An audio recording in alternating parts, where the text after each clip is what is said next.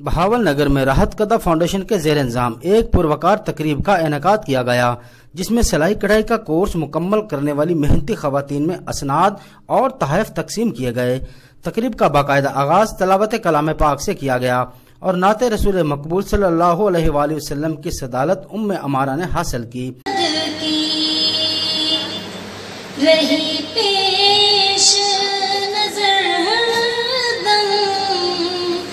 रही पेश नजर हरदम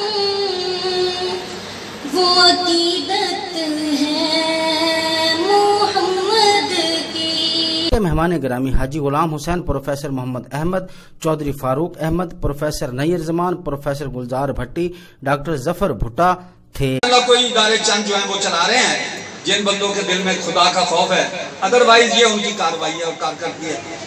तो मैं आप खवातीन, बेटियों, बच्चियों और बीवियों को बड़ा खुशकिस्मत समझता हूँ कि आपको मुकर्रीन ने फलाही इदारे के कामकाज और डिसिप्लिन की तारीफ। इस मौका पर प्रिंसिपल ने आगाह किया कि सिलाई कढ़ाई सेंटर में बच्चियों को 6 माह ट्रेनिंग दी जाती है।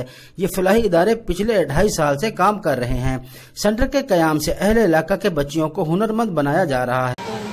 अल्हम्दुलिल्लाह फलाही मरकज़ सिलाई की ये चौथी पासिंग आउट तकरीब है।